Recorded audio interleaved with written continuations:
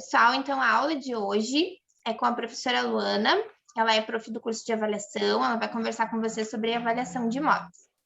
Luana, fica à vontade. Qualquer coisa, tô aqui. Ok. Boa noite, pessoal. Eu sou a Boa Luana, noite. corretora de imóveis. Sou formada em gestão imobiliária pela Univale em 2001, 2002, eu acho. Faz tanto tempo.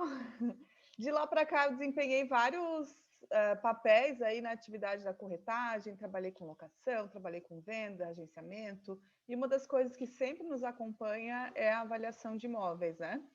Então, além de ser uma questão assim que no dia a dia a gente precisa muito para captar, angariar, trazer o imóvel para a pauta da imobiliária, a gente tem também como uma opção de um ganho extra se a gente quiser trabalhar como corretor avaliador, pode fazer trabalhar em questões judiciais, até mesmo quando não chegou ainda numa questão judicial, pareceres para os advogados que trabalham com direito de família, de inventário, espólio. Então, vai ter uma demanda aí grande de avaliação, que seria que eu considero as avaliações formais, onde a gente tem que emitir laudo, avaliação por escrito, mas no dia a dia a gente precisa mesmo aprender a avaliar, compreender o conceito da avaliação para poder trazer imóveis para a nossa carteira, né? Para a pauta de imóveis da imobiliária ou, enfim, de onde vocês estiverem atuando.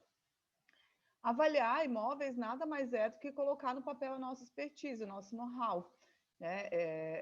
Esse conceito eu acho que tem que é muito importante, é isso que a gente tem que assimilar. A gente precisa conhecer o nosso mercado para poder trazer essa expertise para o dia a dia das avaliações imobiliárias. Todo corretor regulamento escrito pelo CRECI pode avaliar, né? Na Lei 6.530, que é a lei que regulamenta a nossa profissão, coloca que compete ao corretor de imóveis exercer a intermediação na compra, venda, permuta, locação, podendo ainda opinar quanto à comercialização imobiliária. Então, essa opinião é onde nos dá a credibilidade para fazer uma avaliação imobiliária. Minha tela aqui. Então, a jurisprudência coloca que a nossa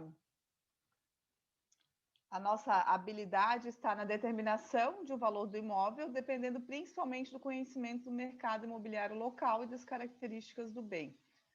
Matéria que não se restringe ao conhecimento dos engenheiros. Teve uma disputa judicial um tempo atrás que os engenheiros queriam trazer só para si a prerrogativa das avaliações imobiliárias, mas eles têm sim a prerrogativa, mas dentro da atuação deles, que compete também avaliar a questão estrutural, né, dano, tal, e isso sim, só um engenheiro vai poder avaliar. Mas quando trata-se de uma avaliação de comercialização, de determinação de valor de mercado, nós, corretores, podemos sim realizar essas avaliações imobiliárias. Entende-se, portanto, que avaliar já é uma competência do corretor de imóveis, então todo corretor pode avaliar. Eu recebo bastante essa pergunta no Tira Dúvidas. Luana, então todo mundo pode avaliar? Todo corretor? Sim, todo corretor pode avaliar. Mas para emitir o PITAM e ter direito ao selo certificador, que ele é exigido nas avaliações formais, judiciais, para a prefeitura, para análise de IPTU, quando a pessoa que contesta um valor, eles pedem que seja uma avaliação de um profissional credenciado. E esse credenciamento ele é dado só aos corretores que têm o curso de avaliação de imóveis ou aos corretores formados em gestão imobiliária, que lá na Faculdade de Gestão Imobiliária tem uma cadeira só de avaliação de imóveis. Então, para ter direito à emissão do selo, com a solidificação, né, com a consolidação do nosso conselho, tem que ser corretor e ter o curso de avaliação de imóveis. Não basta ter os dois, tem que se cadastrar no CNAE, Cadastro Nacional de Avaliadores Imobiliários. Aí sim, lá quando vocês precisarem de uma avaliação formal, vocês podem solicitar no CRECI o selo, e com esse selo vai estar lá, o CRECI vai estar consolidando que você é um profissional habilitado, qualificado, fez um curso, teve, né, todas as informações adequadas para fazer uma avaliação corretamente. Nós devemos cumprir o que determina a resolução COFES 1066 de 2007, ali, aqui a gente tem o link, depois a gente compartilha esse material. E também eu vou falar bastante as questões mais importantes aqui durante a aula. Vocês também fiquem à vontade no decorrer, se tiver alguma questão pontual que queiram esclarecer ou também deixar para o final, tem o chat ali que podem entrar e colocar as dúvidas, para que a gente... É um espaço democrático aqui, para a gente sair daqui sem dúvidas, né? E não com mais dúvidas. Enfim, Vocês já trabalham na área, já são corretores? Me contem um pouco da experiência de vocês no mercado. Ou são todos alunos, estão começando agora? Isso para eu poder depois direcionar a nossa conversa. Pessoal, fiquem à vontade, podem abrir o microfone para interagir. Ninguém? Então, vou seguir o beabá aqui, pessoal. Às A vezes Vanessa colocou no chat que está iniciando. Ah, legal, Vanessa. Então, algumas questões que eu falo aqui pode às vezes assustar, porque né, quem não trabalha um pouco na área pode achar que é um pouco difícil e tal, mas depois, conforme vocês forem vivenciando, fazendo estágio, além do supervisor, vocês vão ter o suporte, né, da imobiliária, vão conseguir. Tem alguém aqui no bate-papo. Trabalho como recepcionista de uma imobiliária. Legal, Graciela. E isso tu deve já estar vivenciando esse mercado, e isso vai te trazer bastante experiência para quando tu fores atuar. Eu comecei como recepcionista de uma imobiliária, eu tinha 17 anos, da imobiliária Bronholi aqui de Florianópolis. Dali eu fazia magistério e meu sonho era trabalhar com educação infantil. Quando eu vi que eu não ia mudar o mundo sendo professora, e vi que os corretores estavam, né, ganhavam bem e tal, eu comecei a olhar para o mercado imobiliário de outro jeito, não só pelo dinheiro também, por poder ajudar as pessoas a encontrar seus lares. Eu vi aquilo como algo social, importante também fazer parte da vida das pessoas. E comecei a gostar. Fui para a locação como atendente de locação, depois fui trabalhar. A Michelle também trabalha alugando. Foi minha primeira atividade, alugando imóveis. Depois passei a ser agenciadora, angariadora, trazer imóveis para pauta de locação, para depois ir trabalhar com vendas. Eu fui seguindo assim um processo de crescimento, e é muito legal. A gente ajuda muita gente a realizar o sonho, né, da aquisição da casa própria, e tudo começa com a avaliação. Então, a avaliação é a base para a gente poder ajudar a precificar, trazer o imóvel, né, dentro da realidade do mercado, poder também argumentar com o proprietário, porque via de regra as pessoas acham que seu imóvel vale mais do que o que de fato vale. Então, conhecimento de mercado e de avaliações vai trazer para a gente essa expertise, esse know-how ali que eu falei no começo. Legal, Jaime. Essa questão da perícia judicial é muito legal. O fato de ter essa formação em administração e ciências contábeis vai te trazer também bastante segurança, né? Respaldo. É isso aí, gente. Cada um aí tem tá num momento, mas a avaliação vocês vão ver que vai ser a base para vocês terem bastante sucesso aí nas atividades. E claro, vocês podem contar sempre com a gente, né? O IBREP está aí para acompanhar vocês na formação da carreira.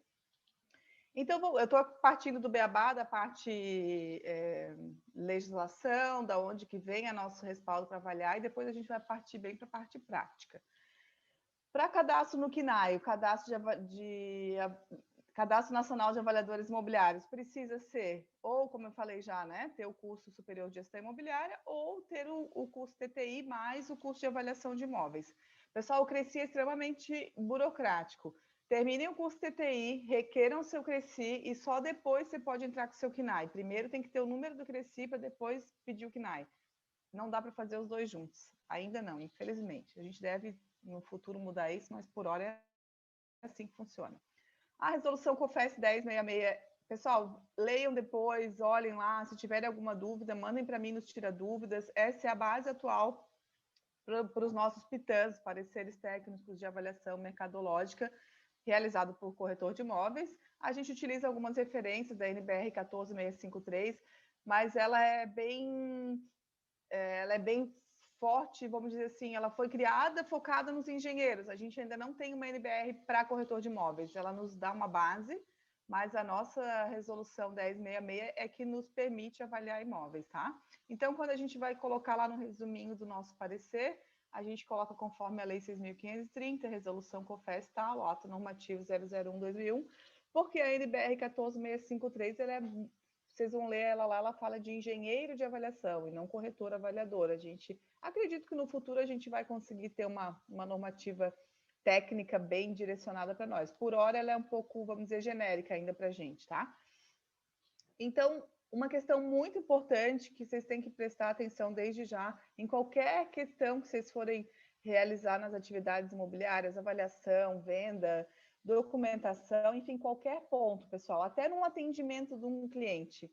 Nós respondemos civil e penalmente por atos profissionais danosos aos clientes, mesmo que tenha sido causado por imperícia, imprudência ou negligência. Então, assim, eu levei o meu cliente a cometer um erro, eu avaliei um imóvel num valor muito fora do mercado, muito abaixo, depois esse cara pode me chamar numa ação e me cobrar. Então, eu tenho que estar fundamentada em tudo que eu vou fazer e não aceitar tarefas pela qual a gente não esteja preparado, né? Então, às vezes uma avaliação vai te dar uma boa grana, mas ela é muito complexa, tu não conhece aquele mercado, chama alguém para compor essa avaliação em parceria, não traz essa responsabilidade só para si, porque tu pode, né, depois ser penalizado. Então, a gente tem que ter a consciência que a gente tem que saber o que a gente está fazendo. Por isso que a importância de conhecer primeiro o nosso mercado, né? O que é conhecer o mercado, Luana?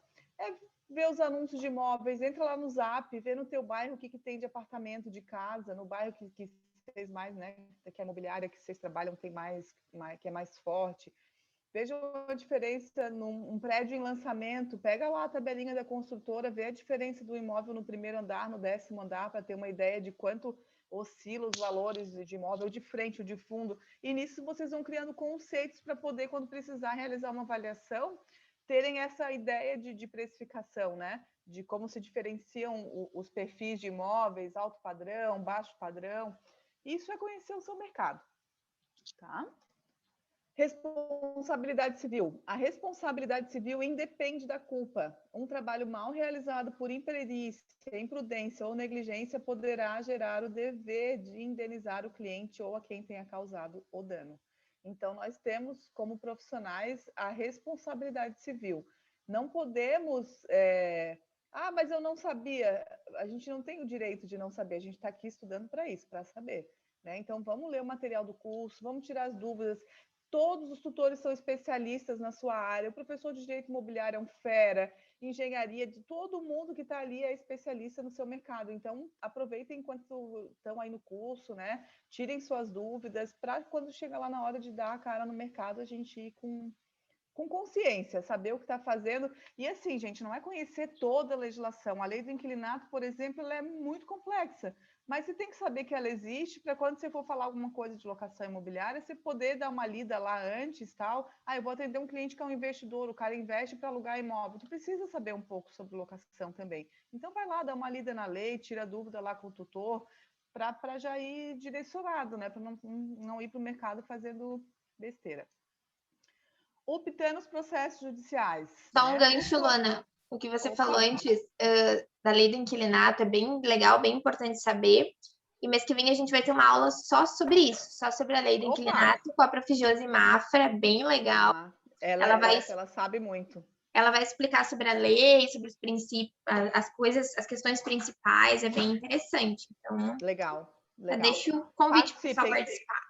A Josi é muito boa, eu já li muito material dela, já li todo o curso que ela fez para o IBREP, ele é muito completo. E eu tenho uma outra dica para vocês, que é procurar a lei comentada. Né? Porque a gente não é advogado, a gente não, às vezes o juridiquês ali parece um pouco complexo. Quando a gente vai estudar uma lei, tenta ver se acha a lei comentada, porque ela vem com um comentário ali mais simplificado, trazendo mais uma leitura mais simples e às vezes de mais fácil entendimento.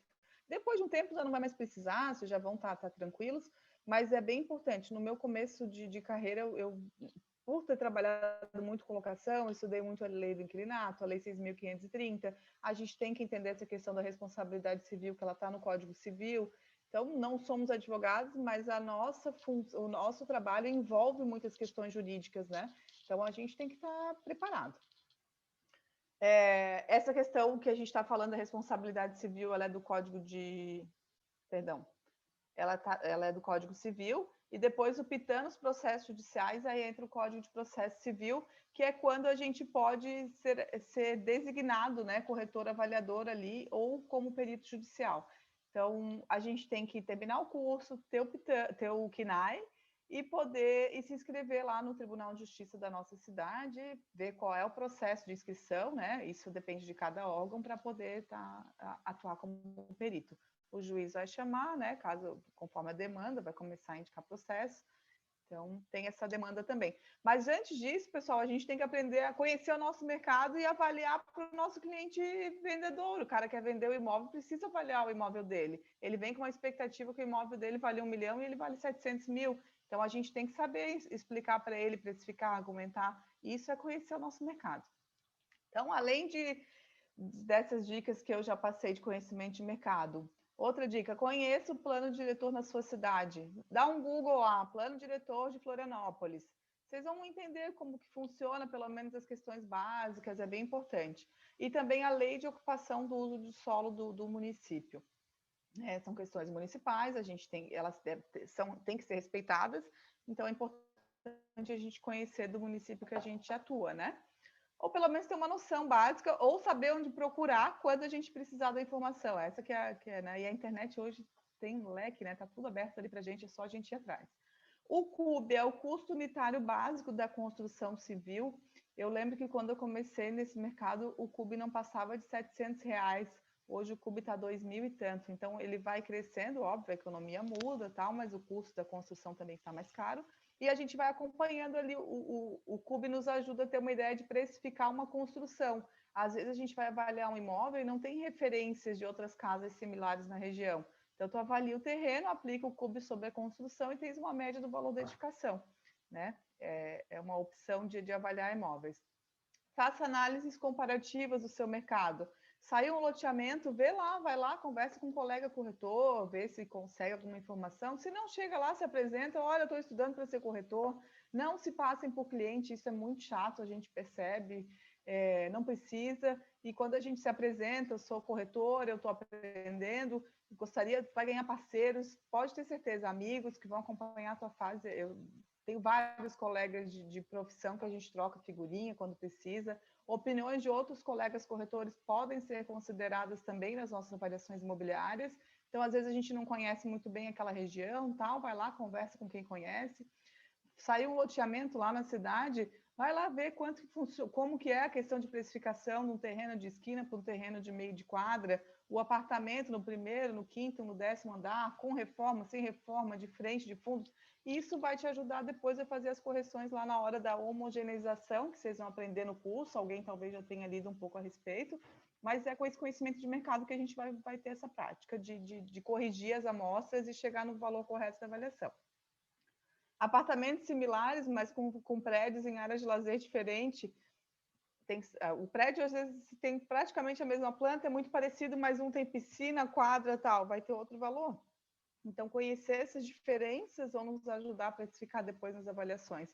Se o imóvel é financiável ou não, aqui na minha região, a gente tem imóveis de posse, e são imóveis que não têm escritura pública.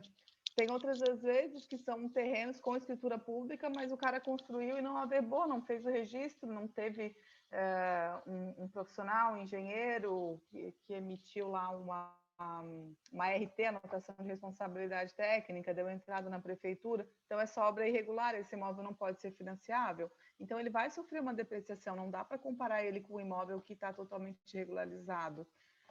Ruas que alagam ou não, a minha rua aqui, há 20 anos atrás, ela alagava. Hoje, graças a Deus, não. Mas 3 ruas acima alaga quando chove muito. Então, não dá para comparar essas ruas. A minha rua tem mais valor, né? Os imóveis aqui têm aí um preço, às vezes, até 30% a mais do que uma rua que alaga. Então, tem que conhecer o mercado, a região em que atuam, né? Para auxiliar aí na precificação. E, por fim, opiniões de outros corretores podem e devem ser consideradas, tá, pessoal? Eu uso muito esse recurso, não tenho problema em pedir ajuda, em trocar ideia, em ligar para o amigo que trabalha na região X e dizer, olha, tu é especialista aí, me ajuda, tenho essa média aqui, é isso aí mesmo, tal. Me dá segurança, né? E isso, tu ir para o cliente com a segurança que tu está com a avaliação correta, tu vai argumentar e tu vai conseguir trazer esse imóvel para a pauta da imobiliária, né? Se é no caso de um agenciamento.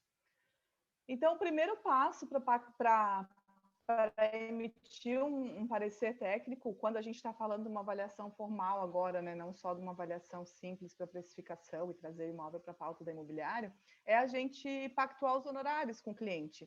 Que, de preferência por escrito, ou se puder ser hoje em dia um contrato de prestação de serviço até pode ser parecer demais, mas a gente pode mandar um WhatsApp ali, olha, tá, eu vou precisar do prazo X para te emitir essa avaliação, estipula um prazo, né? O valor que você vai atuar, depois a gente vai falar um pouquinho sobre a tabela de honorários. E em contrapartida, os serviços, tu descreve o que tu vai fazer, né? Olha, eu vou te fazer um parecer com selo, tal. Às vezes o cara, não precisa do selo, tu pode dar um desconto. Ah, mas eu tenho muita pressa. Poxa, tu vai ter que trabalhar até às 10 horas da noite, pode cobrar um pouquinho a mais. Então tem que pensar aí, né, dentro da tua atuação, da tua experiência, do teu know-how, o que tu pode combinar com o cliente, mas um prazo para entregar o parecer, além de estabelecer os honorários, é importante. Esses links aqui, pessoal, depois a Inajara vai deixar disponível esse material para vocês, são modelinhos de contrato de prestação de serviço. Isso eu fiz uma pesquisa na internet, tem do mais simples ao mais complexo ali, que é um órgão público ali, né, de São Paulo.sp.gov.br e tal. Então, dava para ver que era uma coisa bem complexa. Então, o cara foi lá, formalizou com um contrato e tal. Então, existirão opções, depois que vocês tiverem bastante know-how, que vão exigir uma contratação mais formal também, né? Então, vamos lá, um passo a passo para a gente aplicar. O método comparativo, que é o método que a gente vai estudar no curso, é o mais indicado para nós corretores de imóveis, porque ele é o que melhor espelha o comportamento de mercado. Com esse método, a gente vai o quê? Buscar no mercado a amostra de imóveis similares e comparar com o imóvel avaliando. Às vezes eu vou achar imóveis similares, mas não tanto. Eu achei lá no mesmo prédio, no mesmo conjunto, às vezes, sei lá, tem 3 blocos, e eu achei 10 amostras. Mas o que eu estou avaliando é no 10º andar, eu achei amostra só do 5º andar para baixo. Só que 2 deles estavam reformados. Então, todas essas questões a gente tem que considerar para poder corrigir as amostras para que elas possam ser comparáveis ao imóvel avaliando. Parece um pouquinho complexo, talvez, mas conforme a gente for conversando daqui para frente, vai ficando mais claro. E se persistir alguma dúvida, vocês fiquem à vontade para, né, para interagir e a gente vai esclarecer. Então, o primeiro passo, análise documental. É importantíssimo que a gente tenha acesso, principalmente à matrícula atualizada do imóvel. A gente vai ver ali na matrícula se esse imóvel não tem dívida. E esses dias eu peguei um imóvel para vender. Eu tenho um casal de clientes que são idosos e eles estão liquidando, vendendo patrimônio, eles querem dinheiro para aproveitar o final da vida, né? E eles têm 3 imóveis no mesmo prédio que estão alugados na imobiliária que eu tenho parceria. Eu avaliei 2 deles que estavam desocupados, um alugado. Resumo.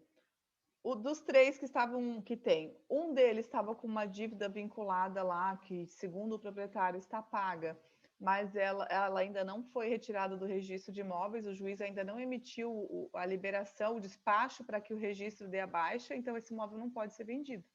Então, se eu não tivesse a matrícula atualizada, eu não ia saber, eu só ia saber lá na frente, quando eu tivesse o cliente, isso ia gerar um desgaste, eu ia perder meu tempo, levar vários clientes e não ia poder vender o imóvel.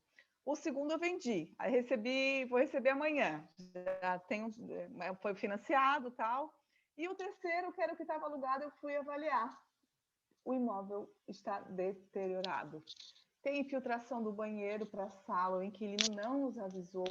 Então, eu não tenho condição de vender esse imóvel. Se eu não tivesse ido fazer a vistoria e a documentação dele está ok, mas no estado em que ele está muito depreciado.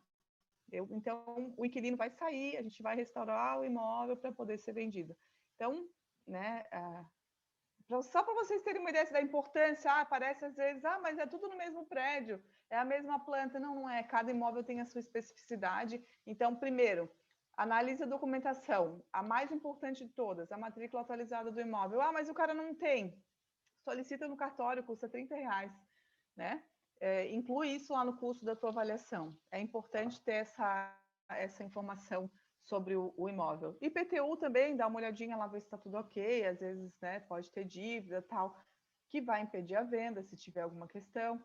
Então, a gente tem que estar sabendo de tudo que está acontecendo. E, às vezes, o cliente nem sabe, né, gente, que tem problema no imóvel, ou que esqueceu de pagar o IPTU lá de 10 anos atrás, nunca foi acionado. Então, a gente tem que apresentar para ele, olha, tá tudo ok, mas só tem essa questãozinha aqui que precisa ser resolvida. Olha, infelizmente, esse imóvel está impossibilitado de ser vendido por isso, né?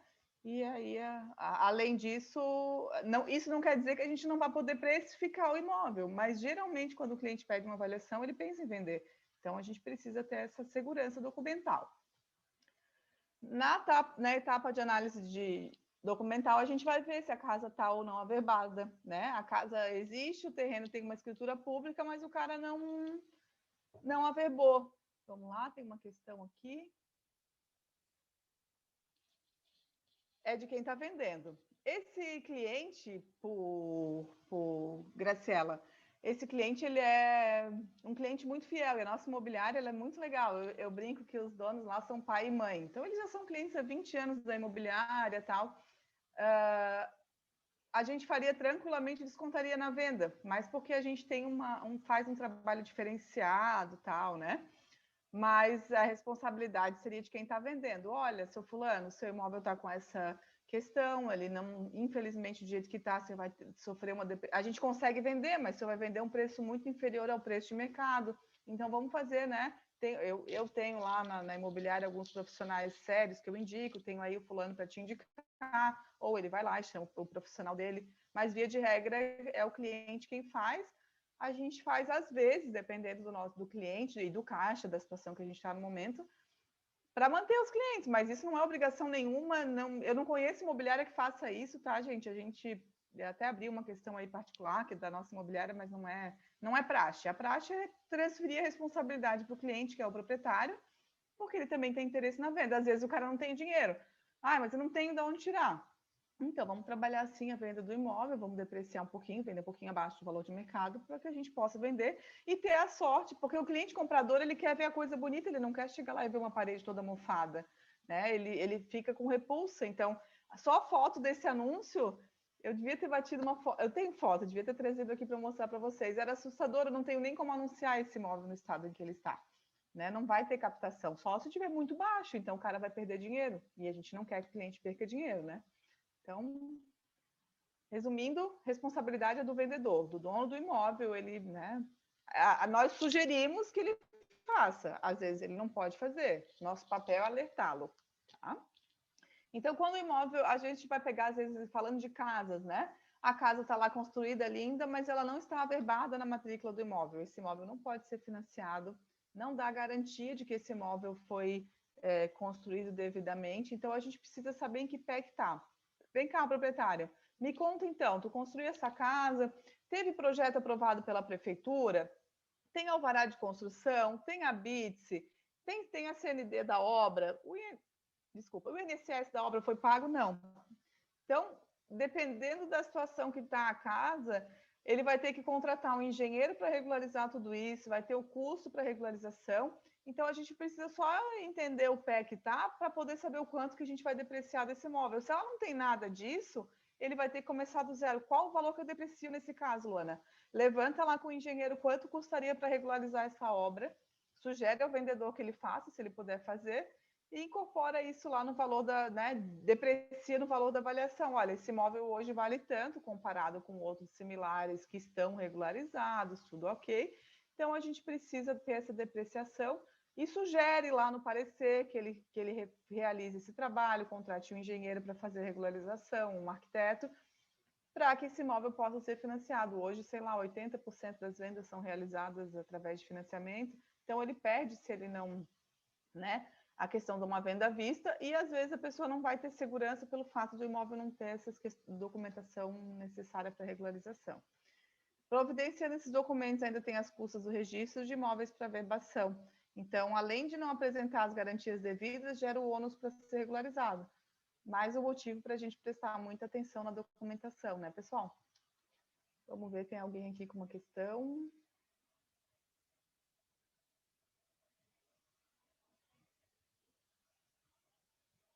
Aqui, conforme a imobiliária recebe pelo lugar, assim deve entregar após o inquilino para sair, por isso minha dúvida. A gente, na locação de imóveis, é feita a vistoria, né? Então, voltando lá na questão da lei do inquilinato, a gente entrega o imóvel numa condição, o locatário, ele tem a posse do imóvel, ele não tem a propriedade, ele pode fazer o que ele quiser naquele imóvel, claro, o que ele quiser dentro da lei, dentro dos respeitos de lei do silêncio e tal, mas o cara tá morando ali na casa alugada, ele decidiu que ele quer botar uma porta ali, ele pode botar. desde que, quando ele desocupa o imóvel, ele feche e entregue o imóvel como estava na vistoria inicial. Então, a responsabilidade do inquilino, do locatário, é entregar o imóvel de acordo com como estava na vistoria inicial. Eu não sei se essa era a dúvida, Graciela.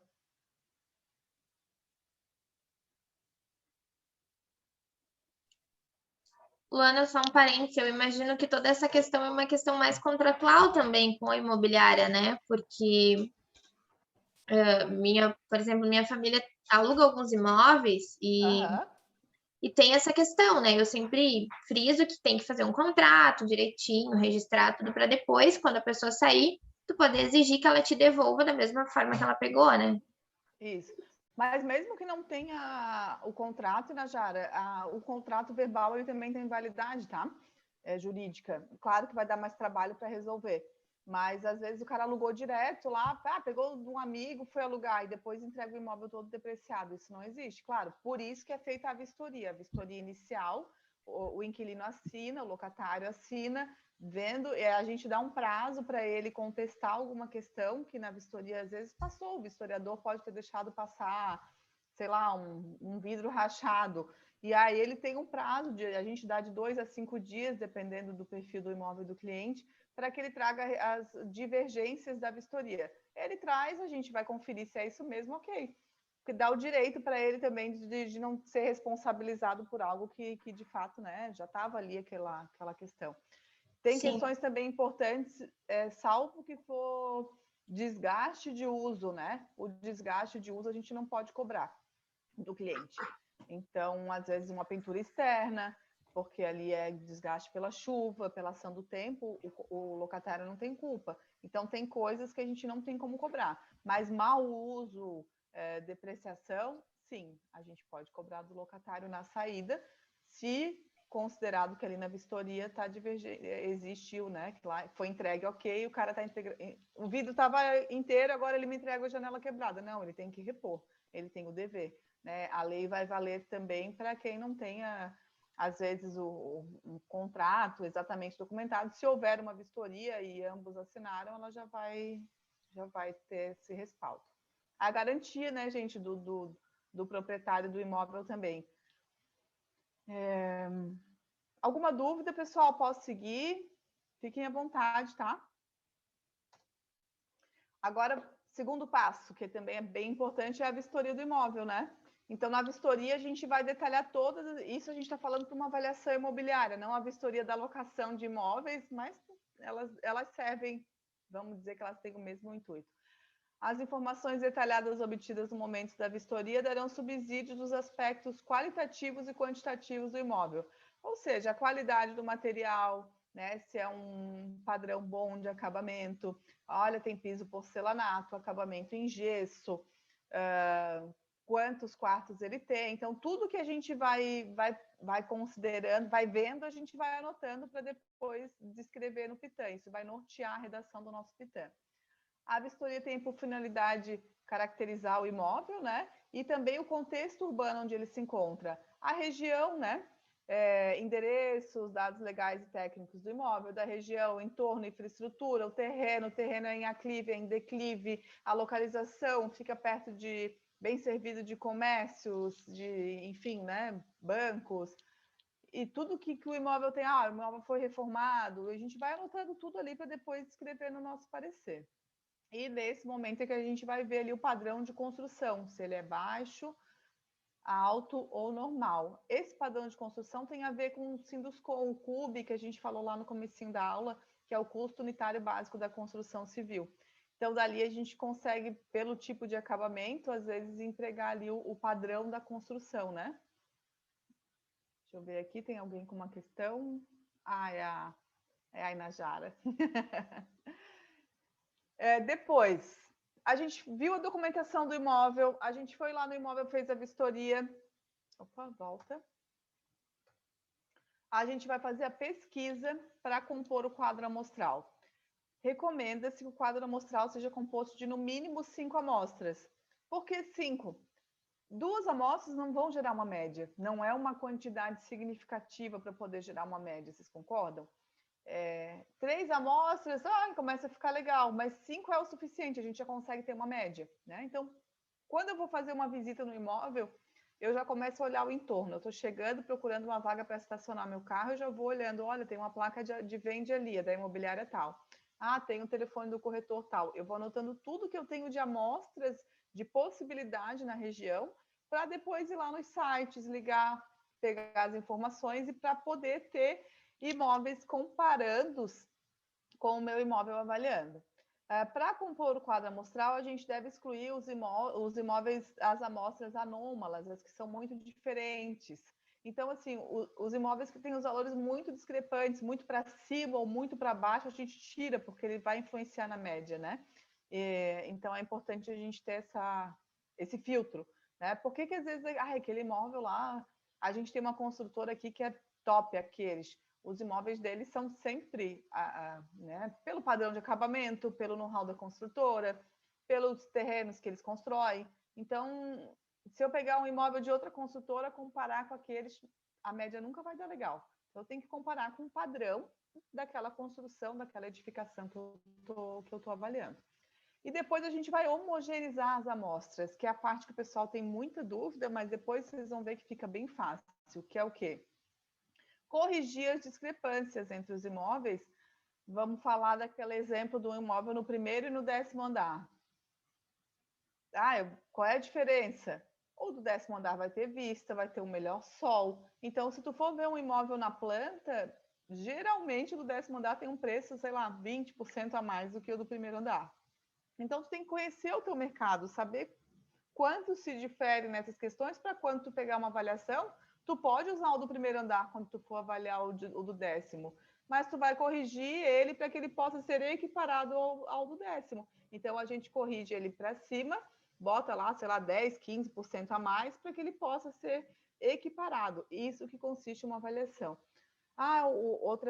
Outro exemplo, um apartamento é similar, no mesmo prédio, tudo muito parecido, mas um tem 2 vagas de garagem e o outro tem uma só. Isso não dá para comparar os dois, eles não são iguais. Então a gente faz o quê? Tira a garagem do imóvel avaliando, tira fictício, né? Para que ele possa ser equiparado. Mas como que eu faço isso? Descobrindo quanto vale uma garagem ali naquele prédio. Aí a gente desconta esse valor de uma vaga e ele pode ser equiparado com aquele imóvel o avaliando. A gente sempre vai corrigir os imóveis das amostras, os imóveis comparandos. O imóvel avaliando ele é fixo, a gente corrige as amostras para que elas possam ser equiparadas. Ficou claro esse conceito, pessoal? Às vezes ele parece um pouco complexo, mas depois ele vai suavizando, a gente vai escutando e vai ficando mais fácil. Ficou claro esse conceito? Alguém ficou com alguma dúvida? Vou seguir, pessoal. Quem tem dúvida, me interrompa, hein? E depois, por fim, a gente vai determinar os valores unitários da homogeneização do quadro amostral e determinar o valor médio estimado do imóvel avaliando. Então, a gente faz o quê? Corrige as amostras para que elas possam ser equiparadas. Ok, já estão todas corrigidas, item por item. Aquele lá, a primeira amostra tinha 2 vagas de garagem. Eu apliquei a correção lá de 5%, porque era a diferença que dava ali para ter uma vaga só e equiparar. O outro era no primeiro andar, mas eu estou avaliando o do 10º. Então, eu sei que naquela região a diferença é tal. Se eu tenho dúvida, não tenho referência, chama um corretor colega lá, pessoal, me ajuda, estou precisando o gerente da imobiliária, enfim, a gente sempre tem para onde correr. E chega nesse valor, nesse percentual, corrige. Tudo ok. A gente vai determinar o valor do metro quadrado de cada imóvel, né? Dividindo o valor pela sua metragem. Isso vocês vão ver lá no simulado, vocês vão fazer muito isso. Dividir primeiro, ou corrige primeiro, eu prefiro corrigir primeiro, divide, divide valor pela metragem. A gente chegou lá, vale 2.000 metros quadrados do imóvel ali, do imóvel 1. O 2 é 2.200, o 3 vai chegar em cada um. No final, a gente vai fazer a média de todos.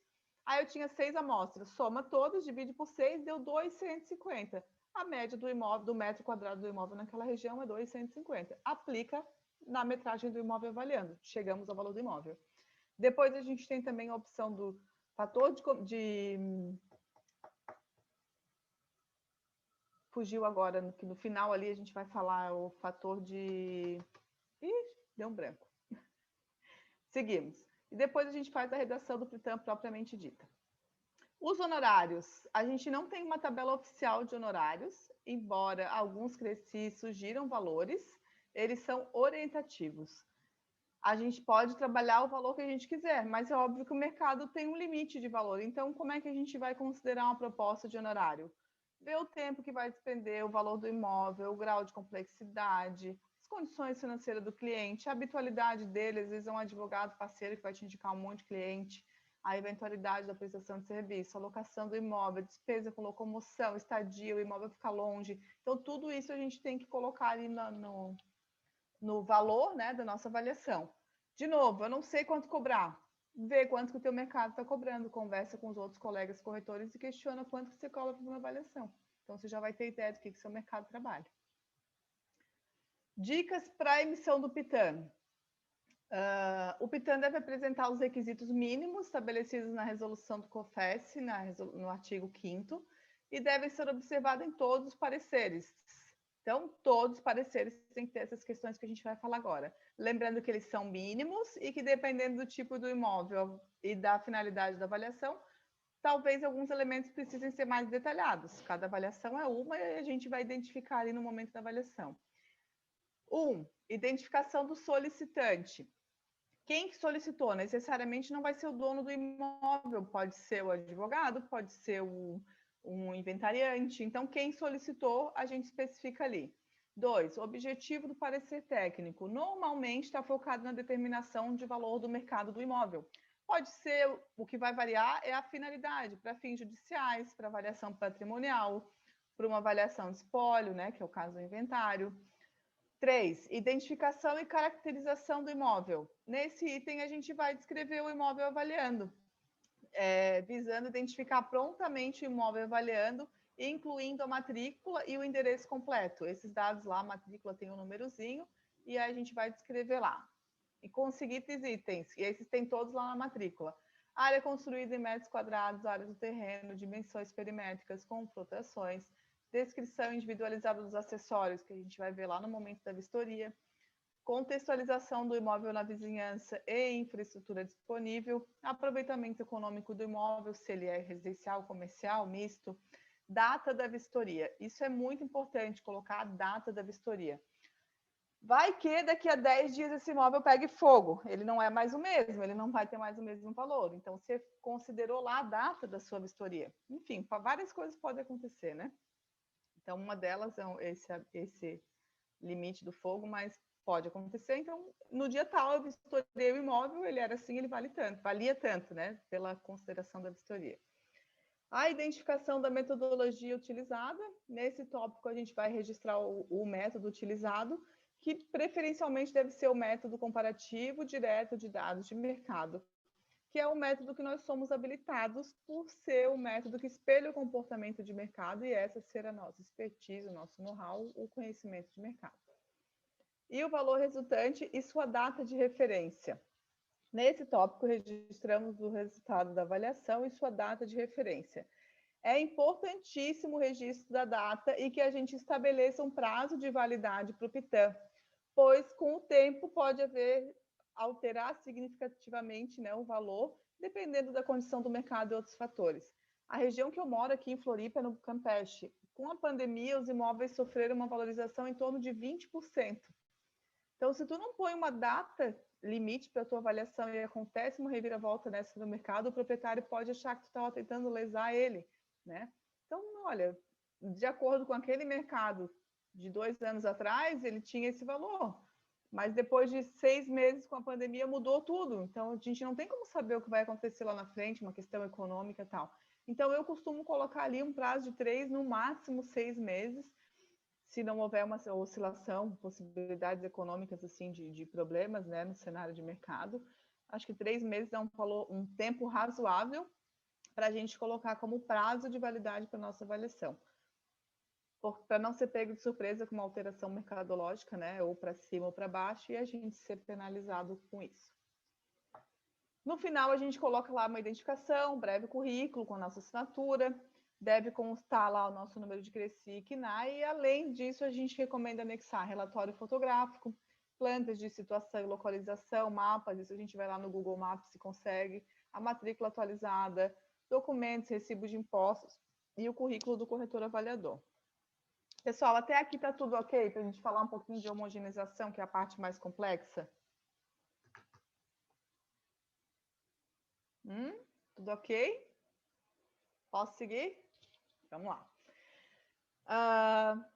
Na prática da avaliação, quando a gente seleciona imóveis para compor o quadro amostral, a gente deve buscar imóveis que tenham similaridade com o imóvel avaliando. Só que nem sempre isso é possível.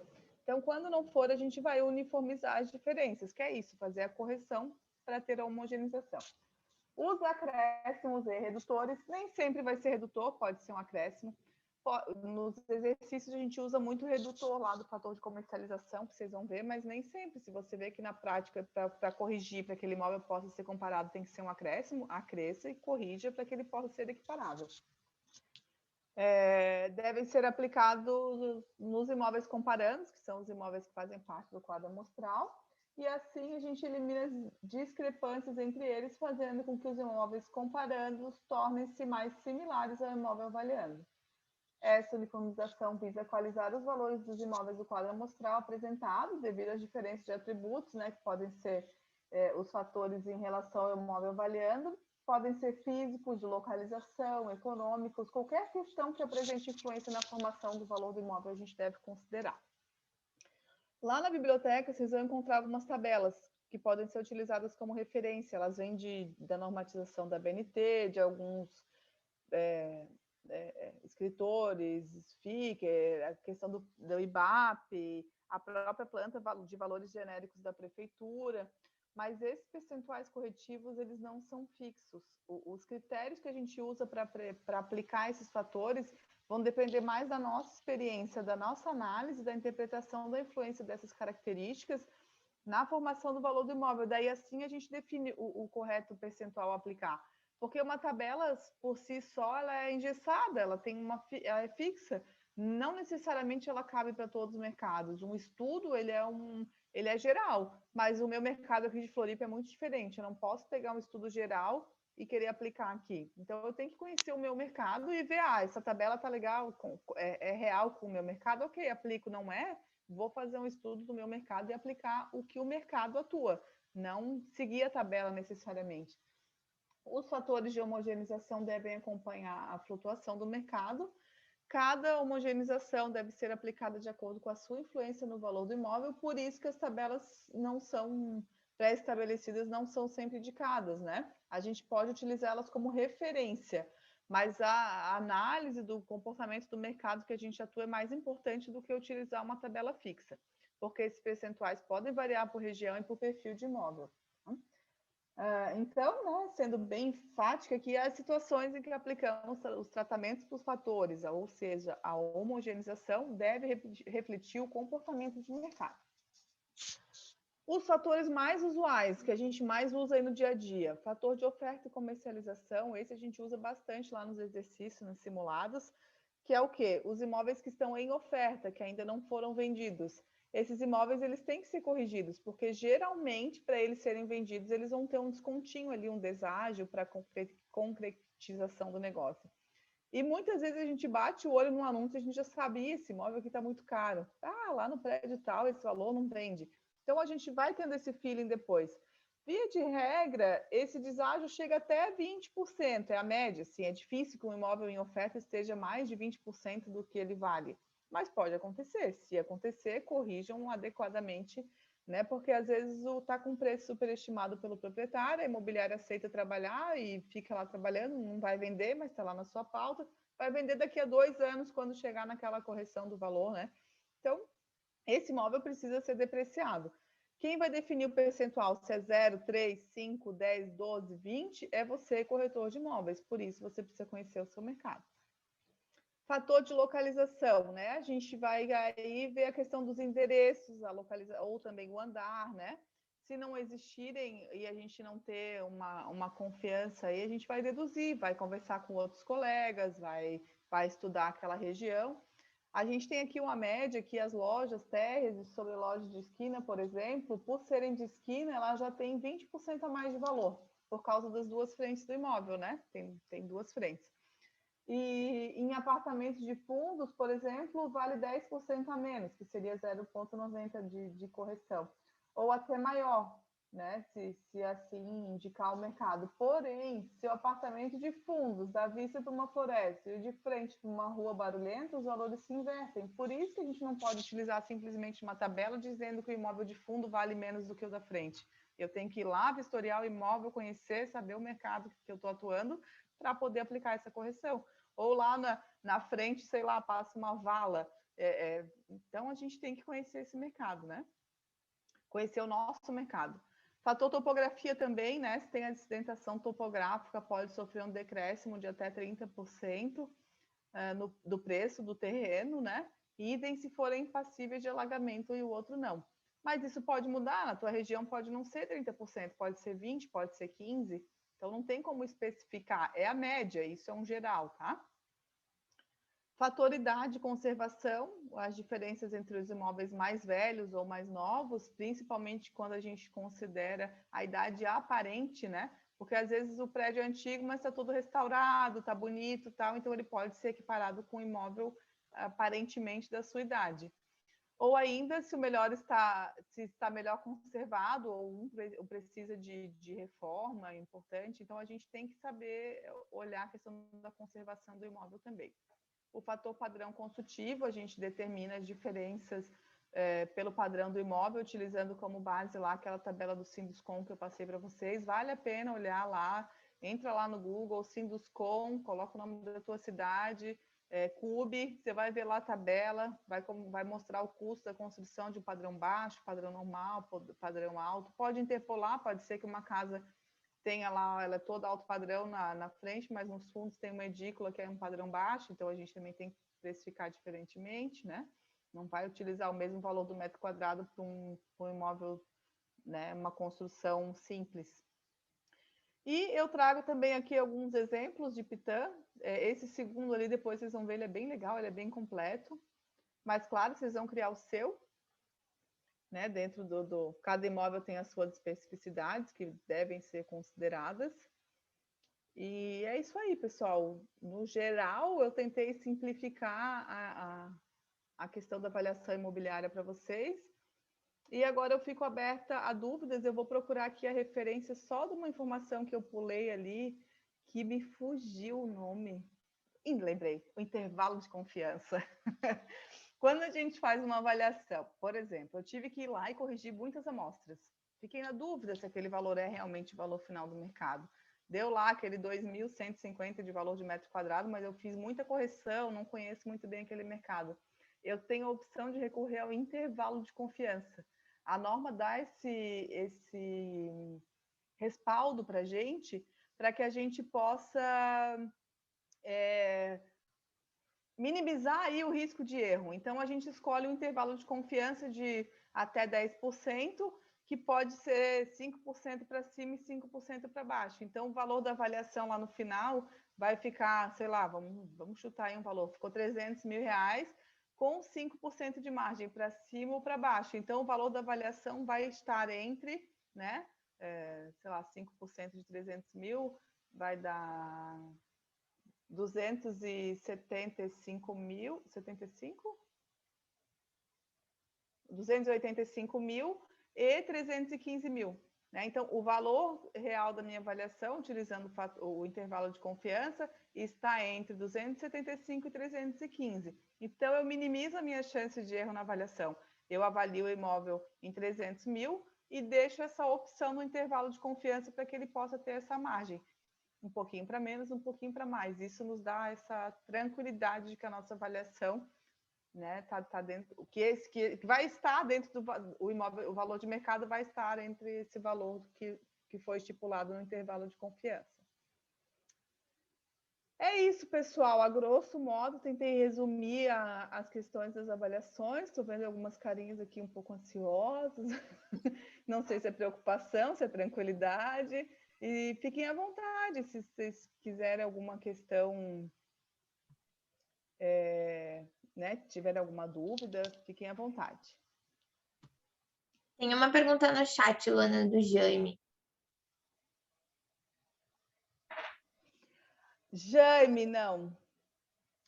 Tá, tô te devendo, né? Mil desculpas. Eu vou... eu vou deixar aqui na minha agenda, vou fazer isso amanhã, tá? O que o Jaime me pediu? Quanto que o pessoal que está fazendo avaliação judicial está cobrando aqui em Floripa? Eu não atuo hoje como perita judicial, não tenho tempo hoje. Eu já trabalho no IBREP, eu sou corretora de imóveis, eu tenho uma corretora de seguros, então eu não tenho tempo hoje para atuar. Quero fazer isso, quero me organizar, eu acho que eu tenho bastante know-how, tenho bastante conhecimento, posso ganhar dinheiro fazendo isso, mas também a gente não pode abraçar o mundo. E eu fiquei de perguntar para os colegas que trabalham qual é a média do valor das avaliações aqui na região judiciais, e eu não fiz, já me desculpa, mas já vou deixar aqui na minha agenda e amanhã eu te respondo isso, tá? E se eu não te responder, tu me cobra lá no chat. Tá bom? Oi, Luana. Fala, Jaime. Não é nem sobre o valor, é mais sobre a demanda. A demanda, Que né? demanda, sabe? Existe.